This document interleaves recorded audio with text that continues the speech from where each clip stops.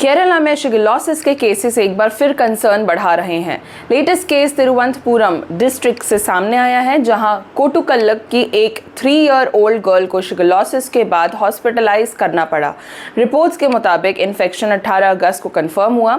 बच्चे ने 12 अगस्त को फैमिली के साथ निगरकोल ट्रैवल किया था, जहां रिपोर्टेडली रोड साइड वेंडर से कुछ बेवरेजेस कंज्यूम किए थे और उसके अगले ही दिन बच्ची को डायरिया और वॉमिटिंग होने लगी। लेकिन शिगिलोसिस एक्चुअली है क्या? शिगिलोसिस एक बैक्टीरियल इंटेस्टाइनल इन्फेक्शन है जो शिगेलिया बैक्टीरिया की वजह से होता है। ये इन्फेक्शन हाईली कंटेजियस होता है और contaminated food, water, unwashed hands या कंटामिनेटेड सर्फेसेस के थ्रू स्प्रेड हो सकता है।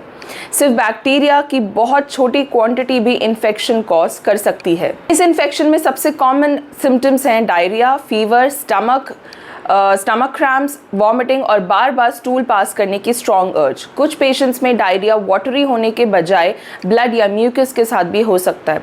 सिम्टम्स जनरली इन्फेक्शन के कुछ दिन बाद स्टार्ट होने लगते हैं और अक्सर 5 से 7 दिन तक रह सकते हैं। अब सवाल है कि शिगिला स्प्रेड कैसे होता है? अगर इन्फेक्टेड पर्सन के स्टूल में बैक्टीरिया प्रेजेंट है तो प्रॉपर हैंड वॉशिंग ना होने पर ये बैक्टीरिया फूड, वाटर या सर्फेसेस तक पहुंच सकती है।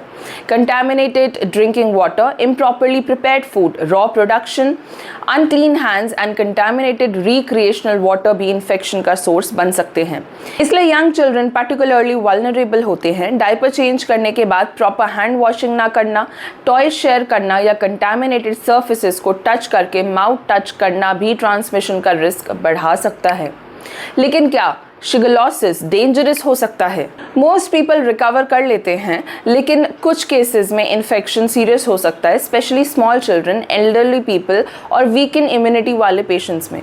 सबसे बड़ा इमीडिएट कंसर्न है डिहाइड्रेशन, क्योंकि रिपीटेड डायरिया और वॉमिटिंग से बॉडी से फ्लूइड्स और इलेक्ट्रोलाइट्स रैपिडली लूज हो सकते हैं। रेयर केसेस में इन्फेक्शन ब्लड स्ट्रीम तक पहुंच सकता है। कुछ पेशेंट्स में रिएक्टिव आर्थराइटिस भी डेवलप हो सकता है, जबकि यंग चिल्ड्रन में हाई फीवर के साथ सीजर्स जैसे कॉम्प्लिकेशंस भी ओकेजनली रिपोर्ट हुए हैं। तो पेरेंट्स को किन वार्निंग साइंस पर अलर्ट होना चाहिए? अगर बच्चे को बार बार loose motions, blood in stool, persistent vomiting, high fever, severe stomach pain, unusual weakness या डिहाइड्रेशन के सिग्नल्स दिख रहे हैं तो मेडिकल अटेंशन डिले ना करें। और एक इम्पॉर्टेंट पॉइंट, डायरिया को सिर्फ रोकने के लिए मेडिसिन खुद से देना अवॉइड करें।